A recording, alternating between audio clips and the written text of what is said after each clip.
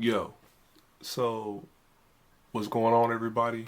I want to be able to present a video today, and the video is orchestrated around men's mental health. I know that that's something that is often overlooked by ourselves, right? Because we are one that is always trying to make things right. And if I could encourage you, or I can give you anything, try to make sure that you're right. Because if you're not right, it's hard for you to get anything else right. And I don't say it from a place of being negative. What I'm saying is I think it's time that we start trying to look out for ourselves so we can be better people for the ones that we care about around us. So without further ado, this is my bit, and I hope you enjoy the video. One of the most iconic speeches from Theodore Roosevelt. It is not the critic who counts, nor the man who points out how the strong man stumbles, or where the doer of deeds could have done them better.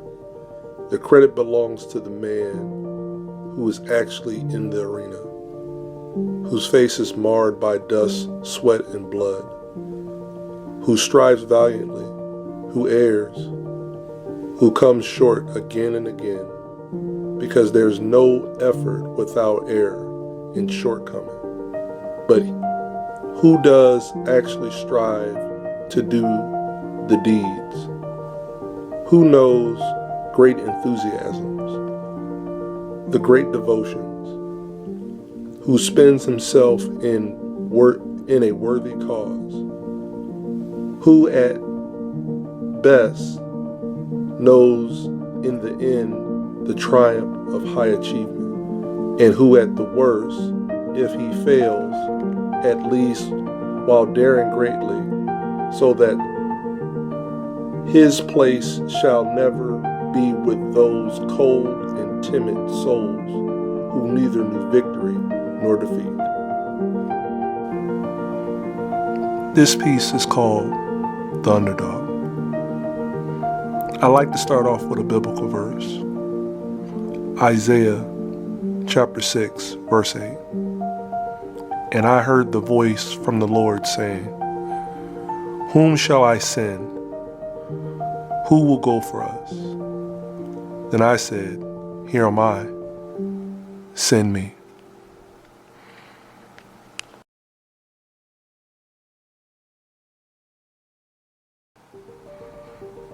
I have another confession. I like to root or to cheer on the underdog. The underdog usually has had to earn his or her merit. I operate with a bias towards merit vice being favored by man.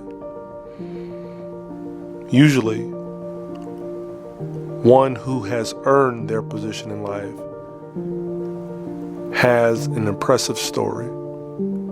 Anyone who knows me knows that I love a good story. I like to think that we all have a good story to tell by being active in our own story or by simply being a witness to a great story. In our stories, I'd hope we would be all victorious, and if not victorious, have an opportunity to get another chance to be a winner in our respected stories. However, life can be unfair, unforgiving, and at times unbearable. I have a friend, his name is Nick. I like to call him Saint Nick. And he always says, make sure you give people their flowers. And I respect that. Because life can be difficult, and encouragement costs you nothing. Myself, I prefer to have my flowers while I'm here on earth in this physical form. But here's the unfortunate truth. Some people will never get their proper reward. They'll never receive their flowers. They will never get the encouragement that they've longed and desperately needed. It's not a lot of credibility being given to those people who do these things, these amazing things, these sometimes borderline dangerous things to keep everything in order. And I want to make sure that if you don't hear from anybody else,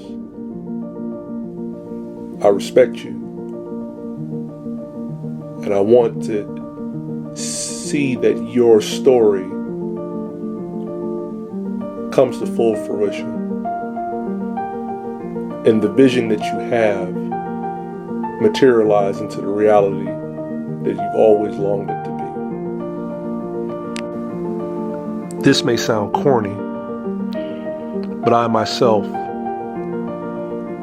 see myself as an underdog as well.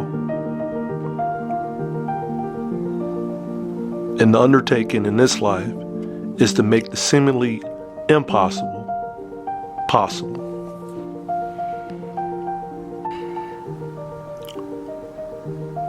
I'd like to provide words of encouragement.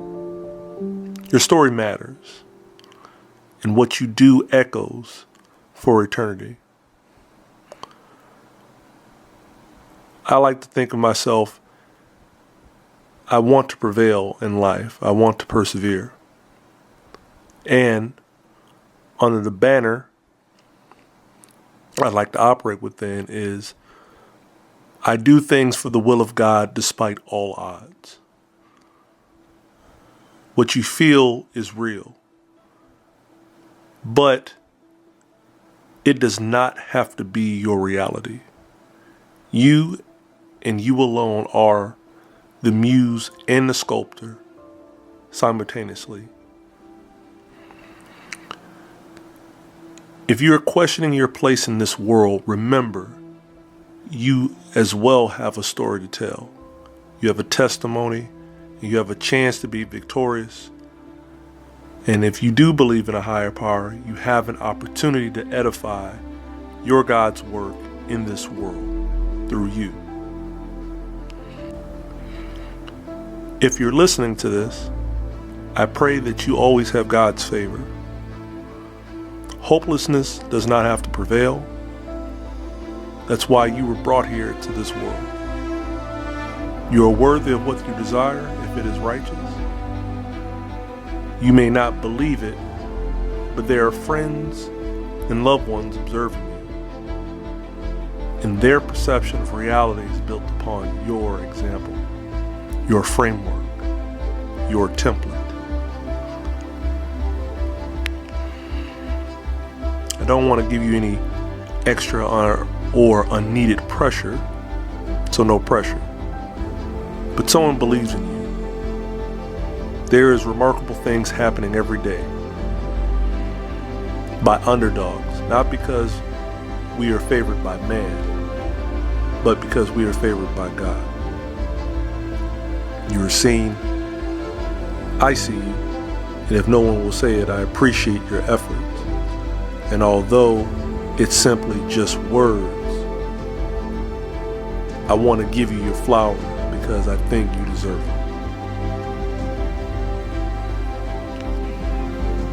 There's a couple people I want to thank for this video. First, I want to thank my brother Dominique because he has encouraged me to write.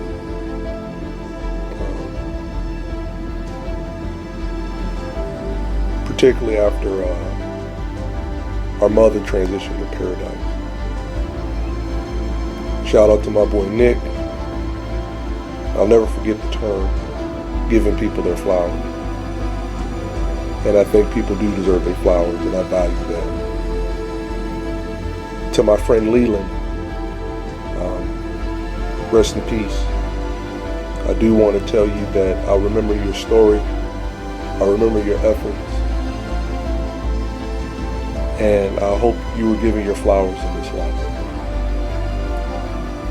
Also, another friend, Ken Peters, a mentor, a